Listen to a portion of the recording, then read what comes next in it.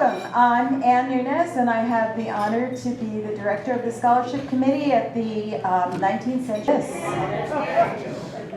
So each spring, we welcome 4 new recipients at this luncheon. We currently have 16 students, all graduates of Oak Park River Forest High School, who have received this award. Our Founders Scholarships, named in honor of the 15 founders of this organization, have a long tradition. Started in 1952 with a single award of $500, the recipients are selected on the basis of need, character, scholarship, leadership, service, and the promise of future achievement. I can assure you that these criteria are still current. The scholarship, $10,000 divided over 4 years, is totally funded by the generous contributions of our membership. So I would like to recognize and acknowledge our board members here today. You don't have to stand, you can wave if you want.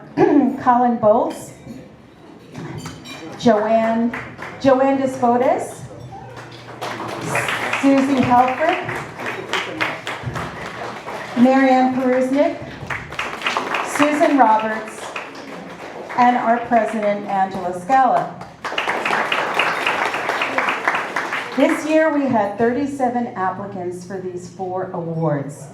I would like to take a moment to acknowledge the dedication and hard work of the committee members in this selection process. Our committee members are, okay, that's the next page, also liaisons for our students, and keep in touch with them on a regular basis. Please stand or wave Brian Flora, Ruth Foley, Ricky Schnur, Jean Louise Edwards, Aggie Sakala, Sarah Patton,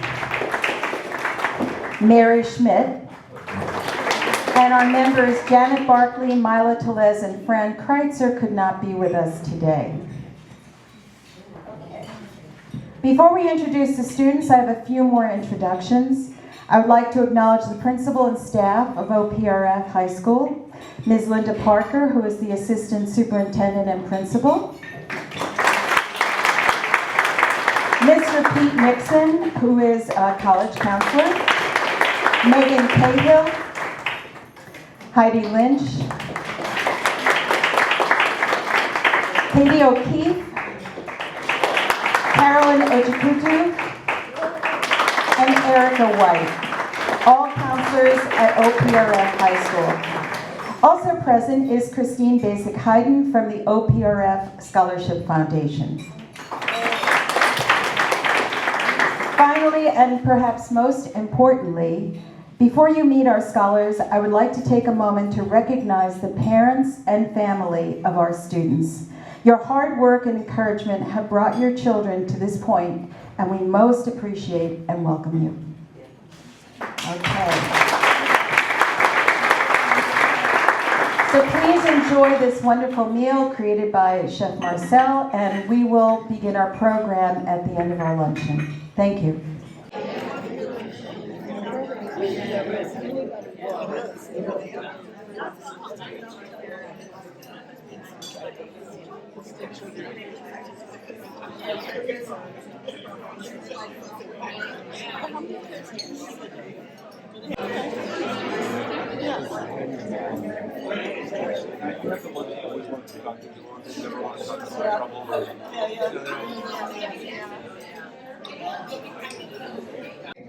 Miss Linda Parker has graciously agreed to say a few words. So I'd like to introduce again Miss Linda Parker, who is the principal of OPRF. Thank you so much for being here today. To our honorees, our Oak Park and River Forest High School students, congratulations. This is a wonderful, wonderful program that you are becoming a part of that you're going to hear more about. I have to express my gratitude to the 19th Century Association, because keeping this going year after year has such an impact on the life of our students, but also on our school. And sometimes we may not see that as the years go on, but I want you to hear that from us so that you know that this means a lot to our students, a lot to our community, because it keeps us all tied in.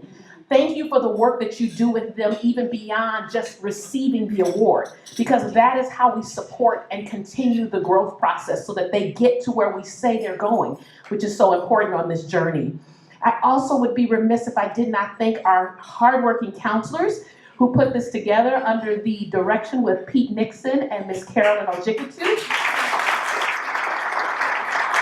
So excited to see that you all, Pete comes and sees me super early, shuts down the school for a week, make sure he has the location and all the things that he needs to make sure this happens, and that just makes my soul happy because it's something that needs to occur within our school. And I definitely want to say, and I always have to say, because we're in partnership with some very important people always, and that is the family of our students. We cannot do the work we do with your children without you. And I know oftentimes we get into conversations at home about socks that don't get put up, dishes that don't get washed, chores that need to be done. But I want you to know that you have some overwhelmingly spectacular children that every day we get a chance to interact with. And it's so exciting. I wish you could see us day to day because they just knock our socks off every day from what they are willing to do in these classrooms with their co-curriculars and everything that makes them who they are. So thank you, families, for supporting your students and supporting us with this. So excited about that. To get to the most important part, I can't wait to see them with their questions and to hear about their fabulous lives, and you will hear more about why I'm so thrilled to be the principal of this school. So thank you so very much for coming today, and I'm going to turn this back over to Anne. Thank you. So our first student, Hugh Vanek, will be interviewed by Brian Flora, a member of our committee. Proudly representing Hugh Vanek. His parents are with us today. His father, Vic Vanek, is a lifelong Oak Parker. Graduated from the OPRFHS High School in 1985. His mother, however, was born in Ireland. And somehow, as a teenager, came to Chicago and has been here ever since. So, thanks for your wonderful son.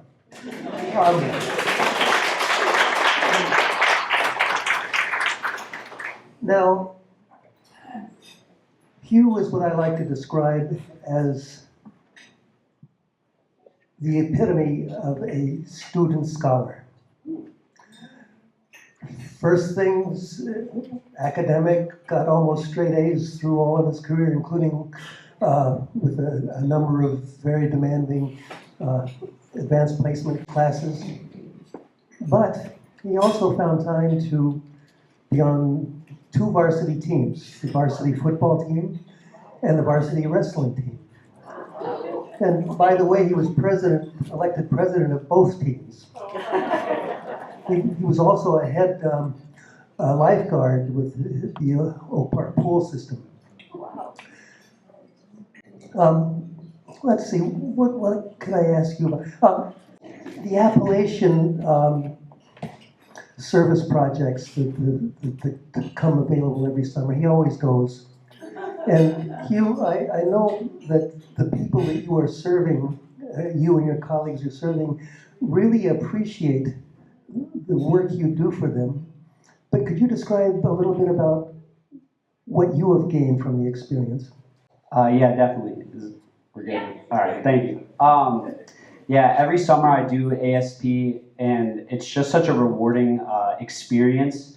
I get a lot of gratitude for the things I have at home and the things I take advantage of. Having clean water, roof, no leaks in my house, all this stuff that is just synonymous and day-to-day with us is not always available for people. So having the chance to make it available for people every summer is something I'm very grateful for. And not only that, but the memories I make along the way are something that I will definitely take with me as I go to college. You told us during your interview that you were selected as one of the mentors for the incoming students, leadership launch program or whatever they call it. Describe a little bit about what the program meant and how you think you had an impact. Yeah, so leadership and launch is where the senior class or upperclassmen host study halls for freshmen, and I myself take care of 3 freshmen personally in a class of about 28 with around 7 leaders. And it's you think you're so much older than them, even though it's 3 years, and you're like, how I was that 3 years ago? Like really? A bit annoying, irksome, but it's really a way for them to get out there. And obviously, I think everyone, especially myself, I went to a smaller school, Ascension Parish, and coming from that, where my graduating class size was 50, to a school of 4,000 was definitely a challenge for me. So I think a lot of these kids, also coming from COVID and not seeing their classmates, maybe their 6th and 7th grade year, has changed them a lot. So giving them the opportunity to, talk to them and sometimes forcing them to make conversation with other people is really a great thing for them. And I think they'll appreciate that in the long run. Thank you.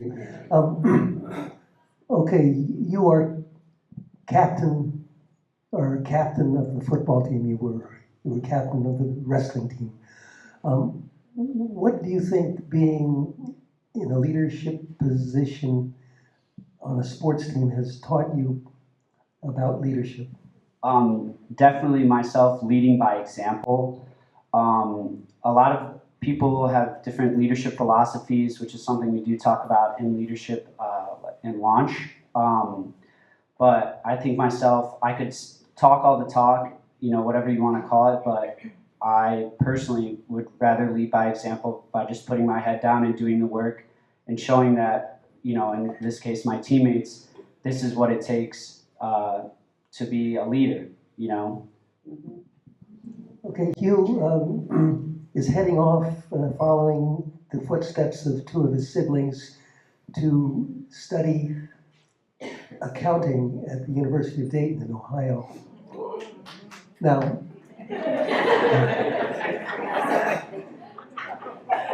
you've taken part of your extracurricular activities has been with the business clubs. Has a fancy name, but I can't remember it now. What did you learn from that, and how did it help motivate you to go into business and accounting? Yeah, I think the name you were looking for was incubator and accelerator. You got it.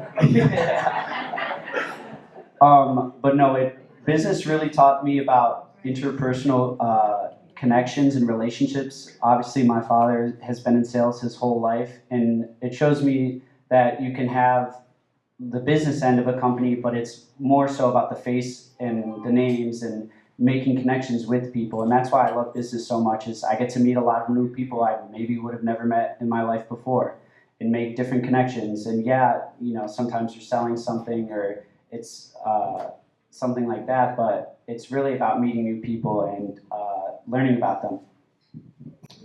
Well, thank you, Hugh. That's enough for today. I wish you the very best over the next 4 years. Please stay in touch with us. The membership really cares. Thank you guys so much. Thank you for having me. Next, I'd like to introduce Elizabeth Drobot and Ruth Foley, who were...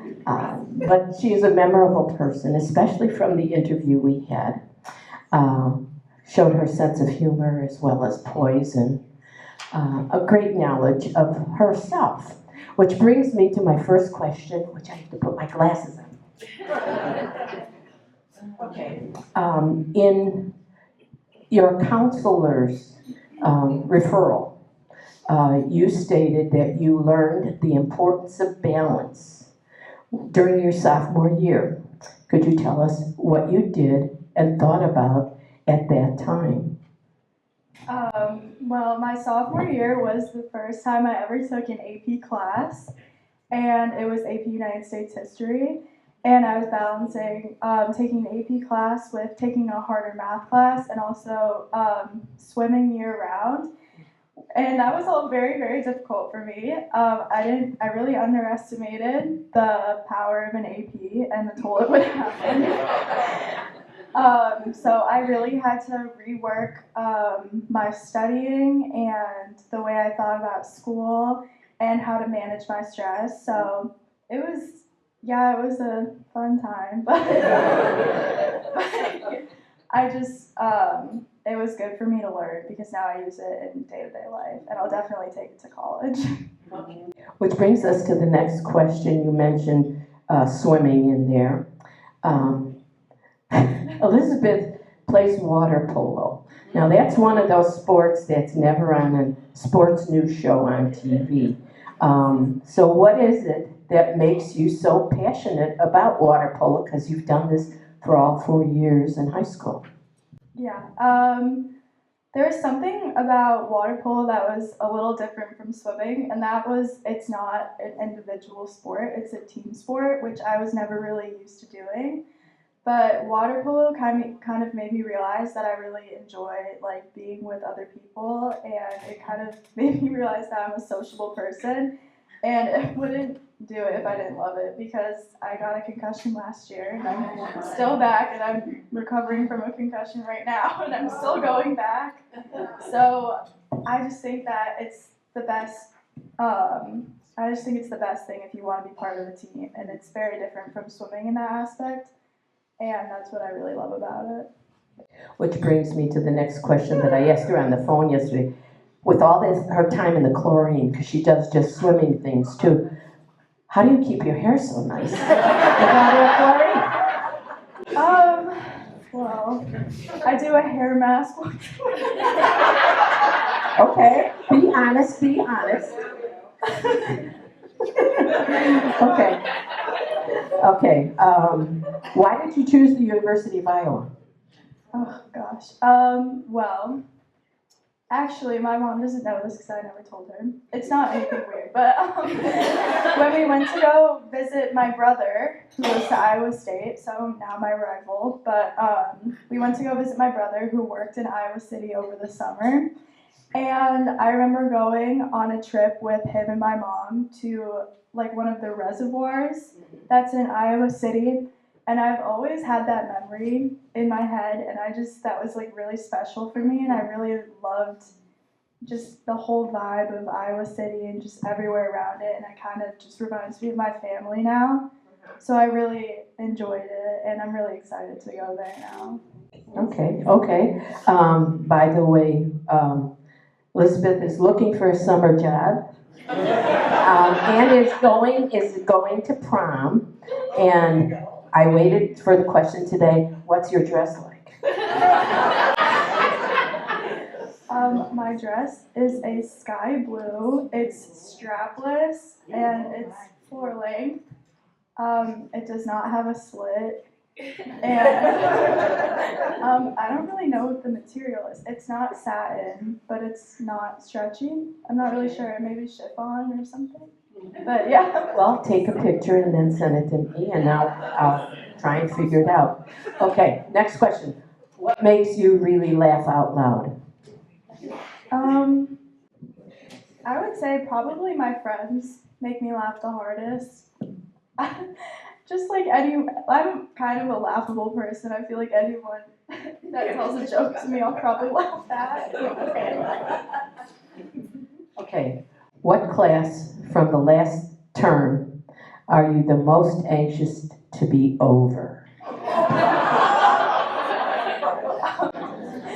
AP Calculus AB. My friend Hugh is also an AP Calculus AB with our lovely teacher, Miss Clark. More miserable.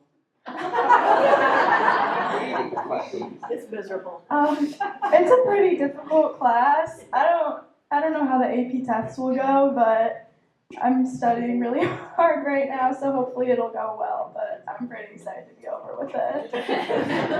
Okay, after all of your schooling is over and done, what do you think your job title will be? I'm between two right now, either a psychiatrist or a neurologist.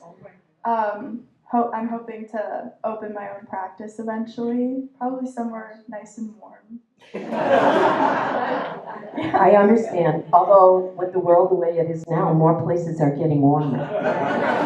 You might not have to move that far south. Okay, When you have the opportunity and the money to travel, where would you like to go first? I want to go somewhere that does not have a lot of bugs, but I would really like to go and visit Costa Rica. My friend, It's beautiful. yeah, Go. one of my best friends, Fiona, went there a few years ago, and I was really, really jealous of her Instagram pictures. Oh, I bet. It looked really Yeah. pretty. Okay, this is the lightning round, short answers. Number 1, your favorite Oak Park restaurant. I don't know if this is a restaurant, but Starbucks. Comes close. Favorite snack food. Club Minis. Okay. Your favorite book of all time. Harry Potter and the Goblet of Fire. A good book, very good book. Your favorite movie or TV show? Oh goodness. Okay. Mulan. Oh, okay. I think I saw it, I don't know. Okay, do you have a nickname? My mom will be really mad at me for saying this, Well, but then don't say it. it's okay. Oh, okay. Is it okay, Kim? It's okay. Everyone calls me Liz, besides my teachers and my parents and my family, and my mom really hates that nickname. Well, there's a reason she gave you the name Elizabeth. Yeah. So I can kind of understand that. Okay, this is Elizabeth. She's a wonderful person and a lot of fun. So, thank you. Thank you, Elizabeth. Thank you. I'd like to present Jessica Lee.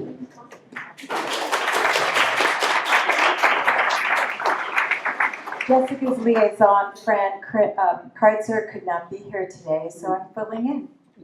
And I got to talk with Jessica over the phone and also see her wonderful interview. And I just want to tell you, she's a young version of a Renaissance woman. She has interests and abilities that range from biomedical research to art and writing for Crest Magazine, which is the literary magazine at OPRF. She's also an athlete who's been in the swimming program at school and plays badminton, and she also crochets. So, welcome. And could you tell us about your interest in science and your future career plans? Yeah, can everyone hear me okay? Yes. So I've always been really interested in learning a lot of different things. I always had an innate interest in science, but I was always kind of like, I don't know, it seems like a very big commitment to do in the future. I'm not sure. I have all these other interests in art, writing that kind of feels contrasting a bit too much with science, but then especially in high school, I was able to meld all those interests in my research, just doing multiple activities, and I kind of developed just like more focusing on the learning aspect of science rather than like these are the rules of science, these are what you need to learn, this is what you need to memorize. So I like learning about the world in that way. And kind of going into the future, I would like to, I'm majoring in biomedical engineering on a pre-med track, but hopefully I want to maintain my art and kind of meld in that design aspect in my work as well. And then I don't really have set plans exactly like this is what I'm going to do next year, the year after, but I'm planning on applying to med school and hopefully becoming a physician in the future. Well, that's wonderful, really. Following up on the art, what form of art expression do you enjoy the most?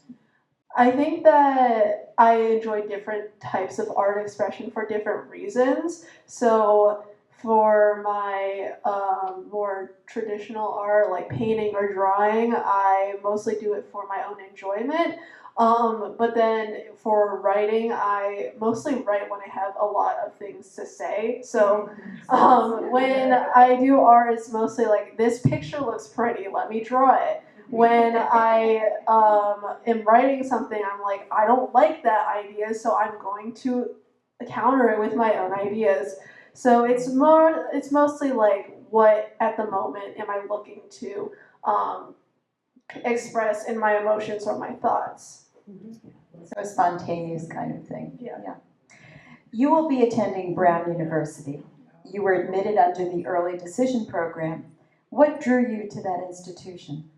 I honestly, before, I had nothing, like I had no idea what colleges. I only knew like the name of like 2 colleges, mostly from like my friends' siblings who went there. But I think in general, Brown really caught my eye because of their devotion to having your authentic self, not getting rid of other interests, or like always keeping the well-rounded student, not punishing you for kind of having a quote-unquote lack of direction, kind of more celebrating, like stretching yourself out, art, science, all of that. And I would really like to go to an institution that really values someone who can do everything. That's wonderful. Could you tell us about the Girls in Med group? Yeah, so this is kind of an obscure, not obscure, but probably less well known extracurricular, but I found them on my own through Instagram, and they were kind of having people around the world, like different high school students, come and tutor these free courses related to medicine. And I was like, okay, that fits in my schedule, it's related to something I want to do. And they had this bioengineering course that I was like, okay, that perfectly aligns with my interests. And I think the ability to not only share what I'm interested in, but also I found some really inspiring other students who I was tutoring, but they were also maybe like just 1 year younger than me, who were from maybe less privileged backgrounds, who just wanted to push their interests in science. And I thought that was really interesting, really inspiring, and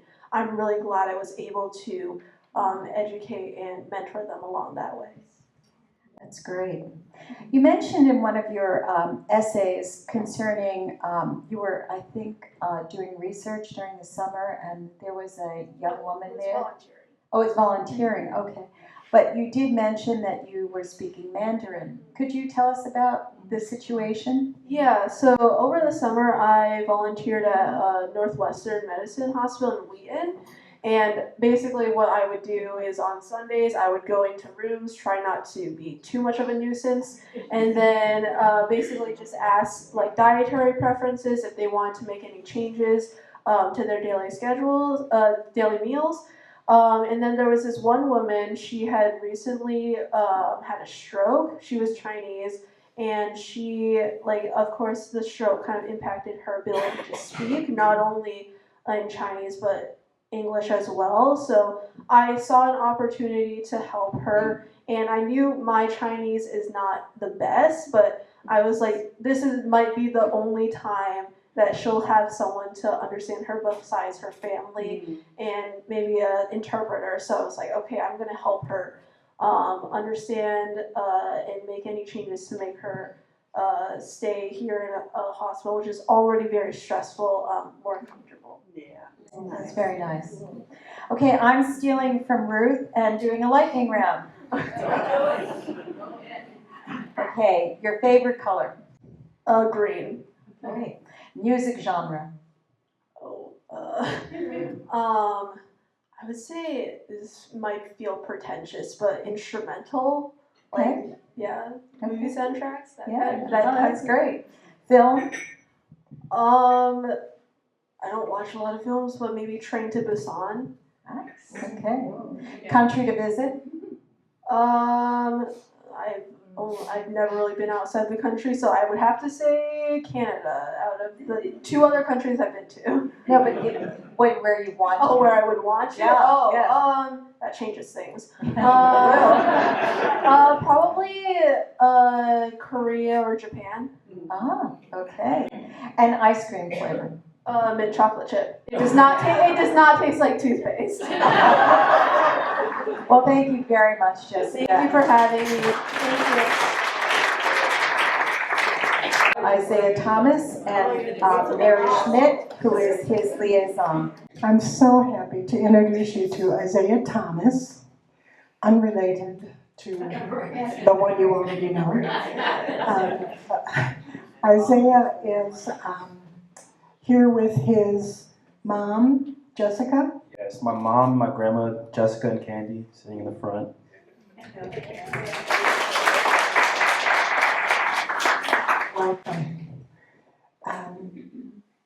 Isaiah describes himself as, in one of his essays that he wrote, as driven, kind, respectful, having strong family and personal values.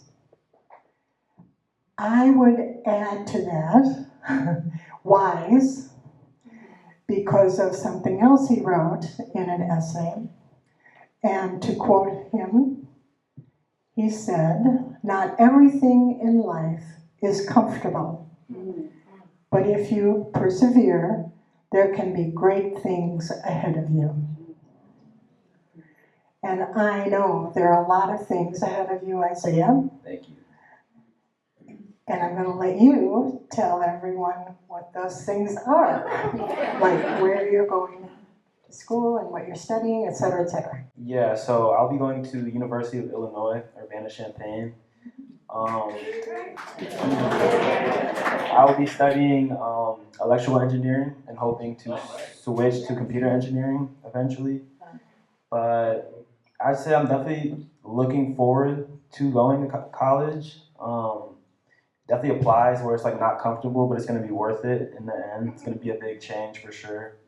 But I feel like the resources at Illinois are going to be like really great. It's one of like the best programs in the nation for engineering. And like I'm just really hoping to like take advantage of all they have to offer and make the most out of the time that I have there, I would say. I wonder if you've had a passion over the last several years, and I wonder if you would tell us about your work at Opportunity Knox. Yeah, so I started volunteering first at Opportunity Knox for I want to say the summer after sophomore year. So it's an organization that helps people with special needs, like intellectual and developmental disabilities. So I had originally started volunteering there for like the whole summer, and then after my work there, I was offered a job through like the school year and the following summer.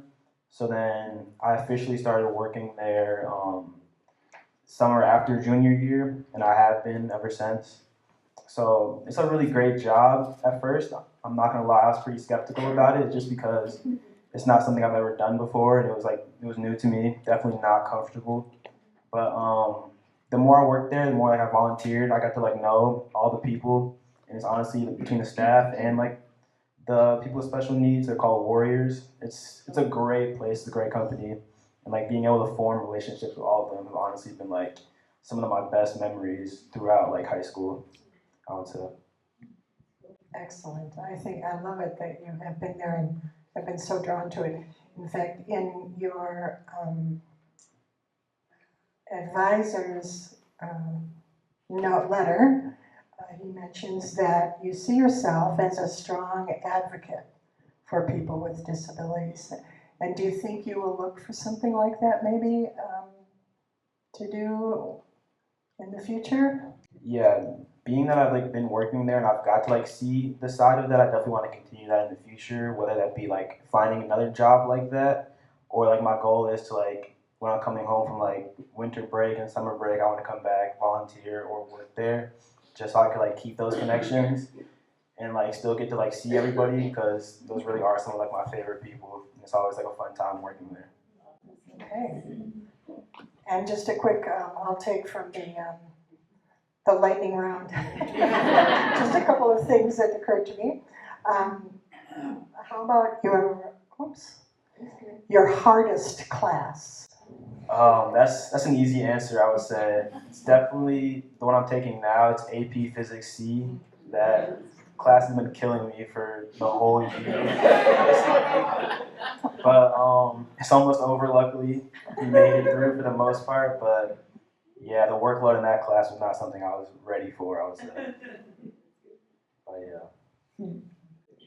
I would be done in that class. How about the easiest class? Easiest class? I would probably pick one of my math classes. I feel like when it comes to math, that's like something that's always been easier for me. If I had to pick, I would probably say my CATA class last year was pretty easy, so that's college algebra and trig. I feel like I had a fairly good time with that. Faces. I'm not a first grade. I did first grade math as far as I went. How about your favorite kind of music?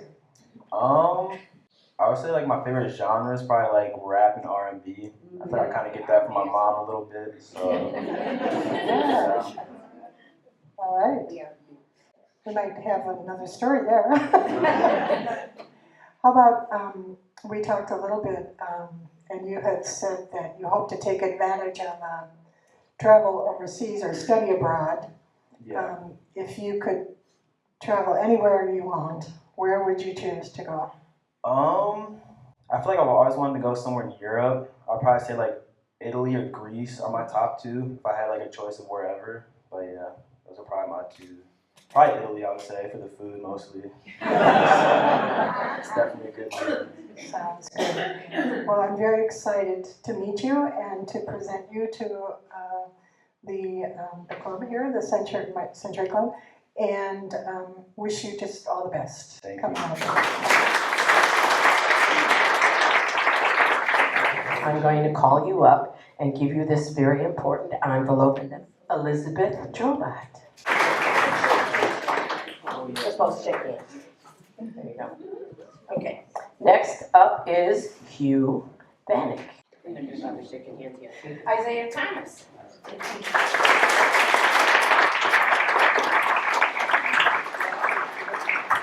Last but not least, Jessica Lee.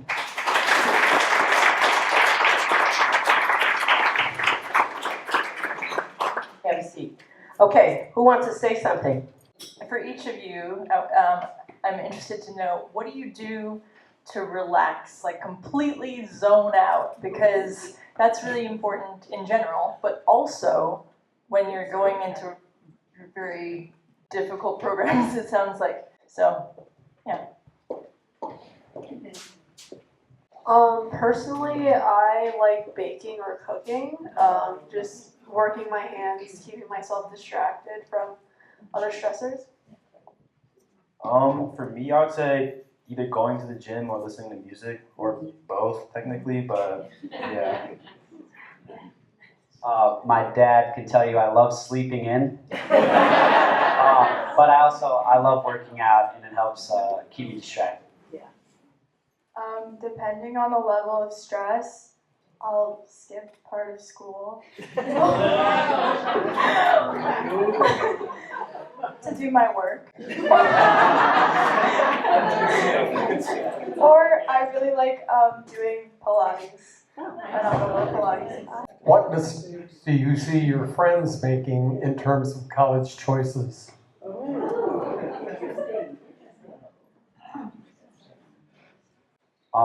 Personally, my girlfriend is having a really tough time choosing what college she's going to. And I think people, there's a preconceived notion that wherever you're going to go to, that's where you are, almost like prison for the next 4 years. And there's so many opportunities. 2 of my siblings transferred, and it was the best decision they could have made at the time. So I think a lot of people think it's the biggest deal. And I know some people who are taking a gap year, and you don't have to go to college for the 4 years at one place. It's really up to you how you want to further your education. Mm-hmm. Yep. They got nothing else on that one. Okay, who wants to say something? Oh, you got something to say? Oh, go ahead. Okay. Sorry. I'm pretty sure all of my friends already know where they're going. I was the last one to choose, and I transferred. Well, not transferred, but I like recommitted. So that was kind of a tough decision. But honestly, I think it has a lot to do with the vibe of the school. That's how most of my friends made their choices, and also academics.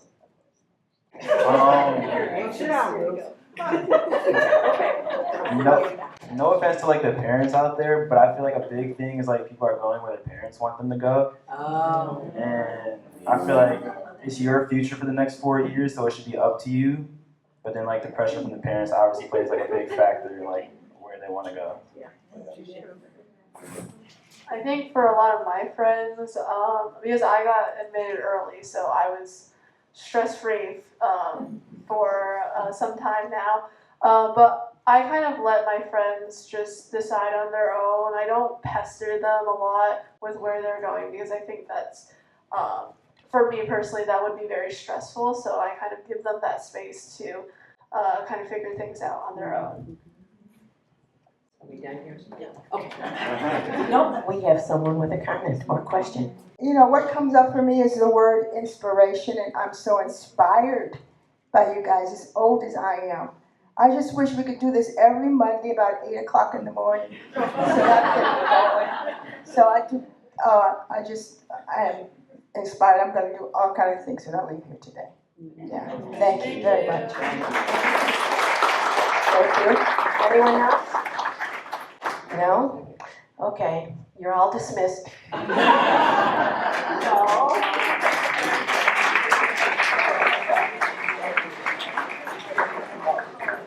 Thank you to all the generous members of this club who are just wonderful donors and stuff to make this all possible. Secondly, thank you to all the people from Oak Park River Forest who have made everything run smoothly, gotten us the correct paperwork, delivered papers, took papers back, shredded paper, and all that other stuff. And finally, thank you to the parents. I mean, envious for all the grandmas and grandpas out there. Could you be envious? I'm telling you, all of our kids are just wonderful people. So let's give them a round of applause. Have a safe trip home, okay? Love you all. Good luck.